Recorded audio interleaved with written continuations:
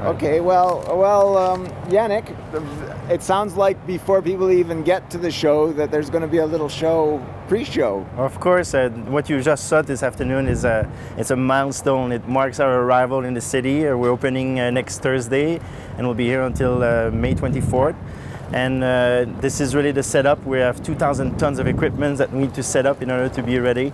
The trucks, 65 trucks arrived from Seattle last week, and we'll be ready for this weekend for the artists to arrive and train and make the last minute adjustments before we open on Thursday. And when people come, there's going to be some performers on top of the big top?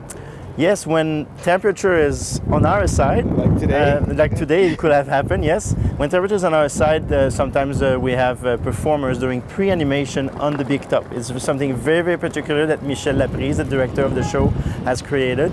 And so obviously when it rains and when it snows, we cannot do this, but it's very a good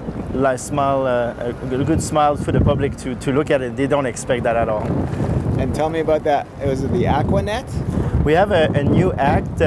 You've seen in many of our shows trampolines, but now we have an acronet. It's literally a net that is being put on tension on over the stage. It covers the entire stage, and we have performers bouncing up to the top of the big top. So it's very amazing. That's the first part of the second part of the show. Now I understand this stage is a different stage than a traditional Cirque show. Absolutely, you're right. The stage is much smaller than the other shows that you may have seen. Therefore, there's no traps for clowns or performers to come through the stage. But the reason that Michel Laprise, the director of the show, wanted this to be lower is to make sure that the artists get much more connected with the people who are in front of the stage. And it creates a dynamic. This show is a very happy show that people comes out of it that are in a good spirit. And it sets at the end of 1800s, early 1900s.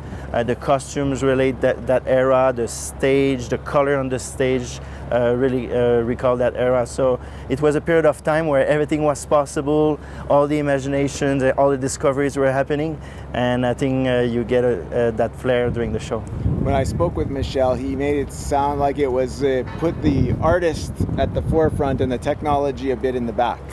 Yes, there's some technology we could have used, more mechanical apparatus or items that could be more automated.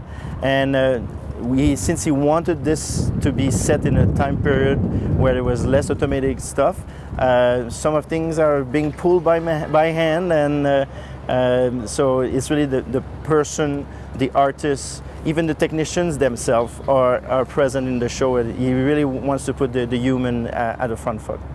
Now, is there an opportunity for audiences to go backstage?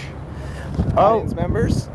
Sometimes we do, on Fridays, we do behind the scenes. Yeah. So some lucky guests, I host them backstage. I bring them to meet artists at the end of the show.